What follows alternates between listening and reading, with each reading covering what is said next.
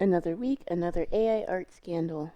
It seems like 2025 is the year that the art community keeps catching strays, between social media platforms being banned, to some of the pioneers of art content being accused of using AI art.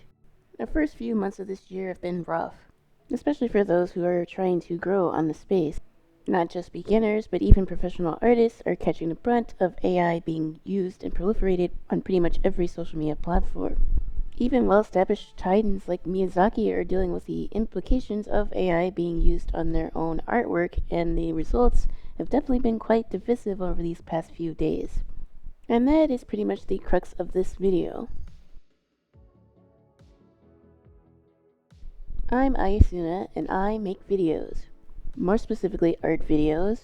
And lo and behold, it isn't long until I had to make another video regarding AI art. This news broke so suddenly I didn't even have any art to make into a video. Therefore, I'm reusing some Monster Hunter Rise footage that I had saved, because I really wanted to talk about this topic while the iron is fresh, and give my perspective on everything that's going on regarding the situation. So, if you don't know, ChatGPT, which is owned by OpenAI, recently had an update regarding its generative AI pictures, specifically how these pictures are stylized. Basically, it takes inspiration, i.e. steals, from a bunch of popular art styles, whether that's anime, Disney, Pokemon, pretty much anything. None of this is new. We know that generative AI works by taking pictures from other places on the internet. Social media platforms like Facebook and YouTube, among others, are using people's content to train their own AI learning machines. But the brunt of today's discourse is focused between OpenAI and Studio Ghibli. Because with the recent update that I just mentioned, ChatGPT is taking inspiration from Studio Ghibli's work. And as expected from such a beloved animation studio, a lot of people are upset.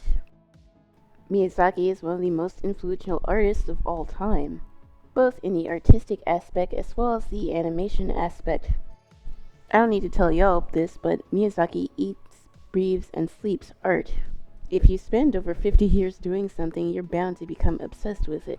And it makes sense, it is his life's work, so to see his life's work that he spent many years on be turned into a cheap AI art prompt would be very upsetting. Now, I'm not really here to talk about the copyright/legal stuff, because I don't really know all that much about it, to be honest. I have watched Law & Order, but that does not make me a lawyer. I'm sure there's other YouTubers that can talk about this topic a lot better than I ever could.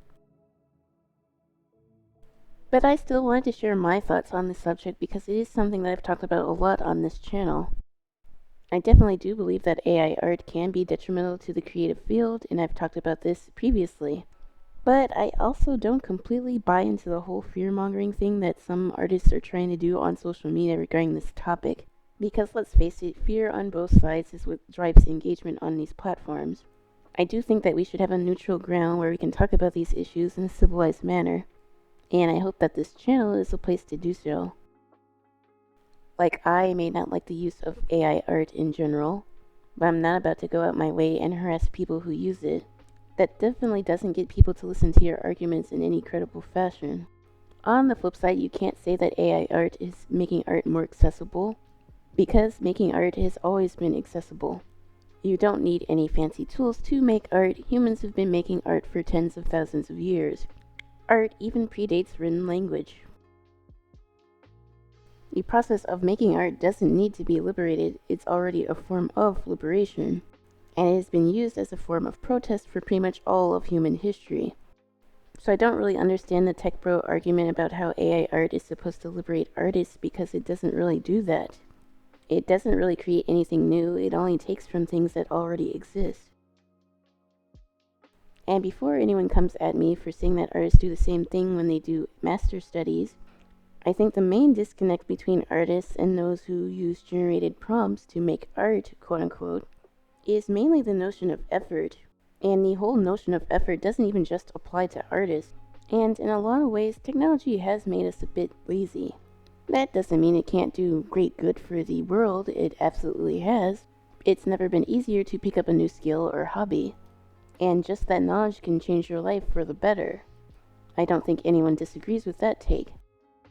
But despite the fact that we quite literally are living in an information age, no one seems curious anymore, or no one wants to really take the effort to actually learn a new skill these days. And what I mean by that is some people, both young and old, want to be spoon-fed the answers, and not necessarily figure out why a certain answer is the way that it is. And I think the reason why this topic is so important and why I wanted to talk about it is because someone like Miyazaki has spent many decades in his craft. Even he himself admitted that he didn't even know how to draw people at first in his early art career. And even someone like him is relatable to beginner artists because even he destroyed a lot of his early artwork thinking that it wasn't good enough. Yet despite all of his doubts that he had early on in his career, he still kept growing. He didn't stop because it was too hard or challenging or not fun. I mean, sure, it wasn't all easy, and I'm sure there's moments that he did want to give up, but he didn't do that. Instead, he kept working, he kept grinding, and eventually he came up with Studio Ghibli. And I guess this is just my issue with both AI artists and some of the art community regarding this topic. I do think that the art community has gotten a little bit soft with social media. I think sometimes we can get too paralyzed by our own mind. And it's not like I don't understand this. I had my own period when I went through this. A lot of artists on social media are trying to capture instant gratification. And I do understand that from a business perspective, but also understand that social media is a very volatile space. For instance, if a social media platform gets banned or just isn't working like it used to, you can't be afraid to move on. I know it's scary and no one really wants to start from scratch, but if you do the work and engage with your community, it will grow and it will follow you to other platforms. It just might take a little bit longer than you might want. You can't really expect your channel to grow if you don't really reach out or try different things. Even if it doesn't work out, it's the effort I think that matters here. And it's because of that is why I decided to start my own webtoon series, The Bookkeeper's Daughter. I've read a ton of comics and read a bunch of manga, both as a kid and as an adult, and I really don't have any clue about how to make a webtoon/comic series, but I have the vision in my head and I want to take steps to learn how to do it.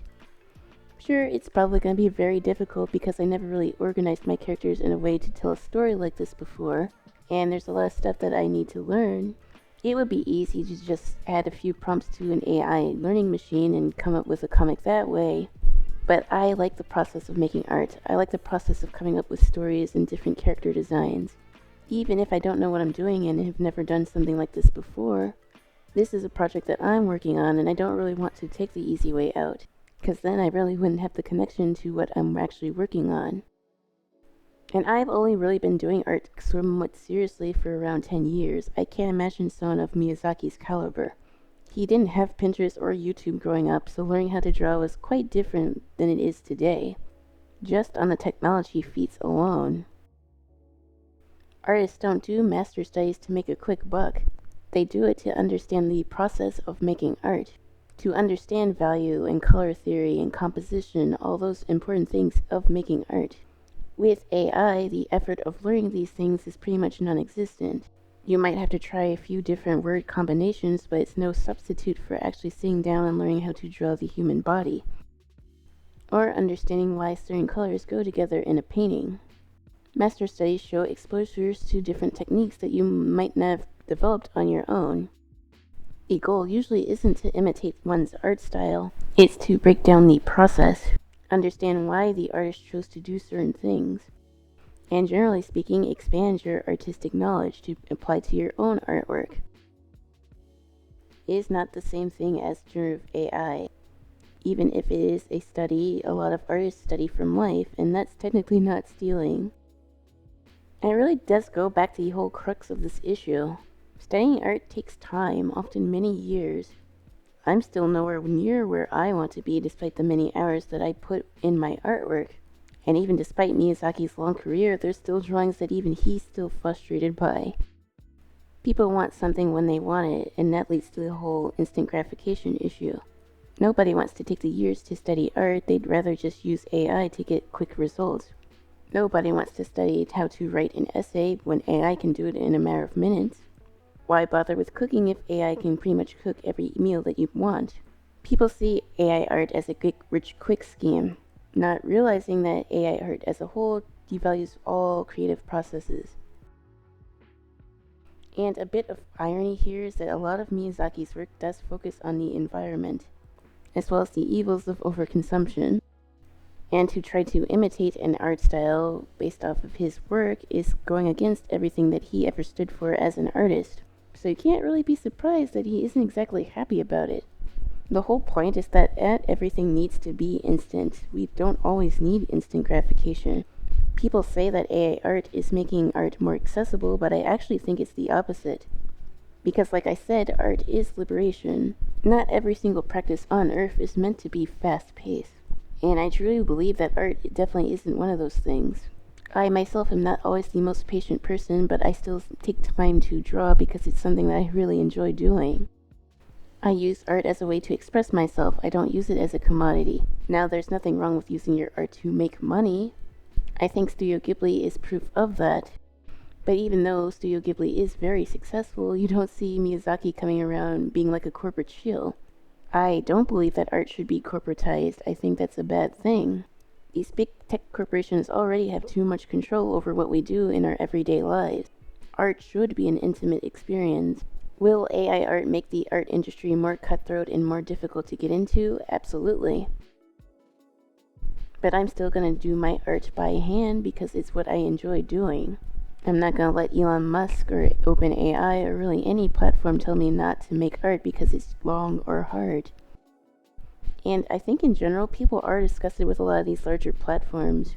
And it's part of the reason why I think that the AI art in general is going to be mostly a fad. Now, there are going to be platforms like Facebook or Twitter that do use AI art and push it to users.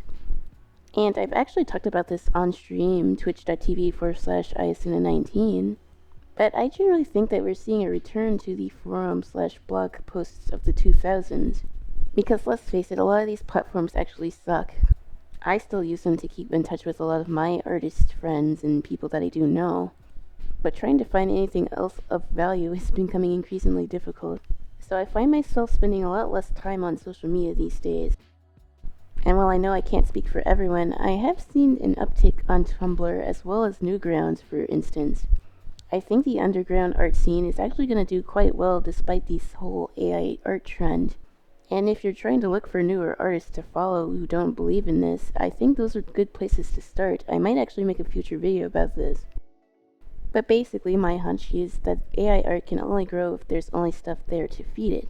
It doesn't exactly have the aptitude to grow like a human artist does. Even people who are more neutral on this topic agree that there's a lot of AI slop these days on social media feeds. And to escape all of that, I think decentralized social media is going to be a huge player in the future. We already see that that's the case when it comes to places like Blue Sky, which I had talked about previously. But other places like Tumblr and, like I said, Newgrounds are having their second wave of growth after years of being relatively stagnant. Places like Substack is also trying to fill in that sort of void that other social media platforms left. I think despite the whole corporatization of art and AI art in general, I think there will come a time where people do generally enjoy human connection, and in that case, art will become prevalent again. And maybe I'm just huffing on copium right now, but a lot of people are getting more and more distrustful about big corporations. So I do have a hunch that larger tech corporations aren't immune from this either.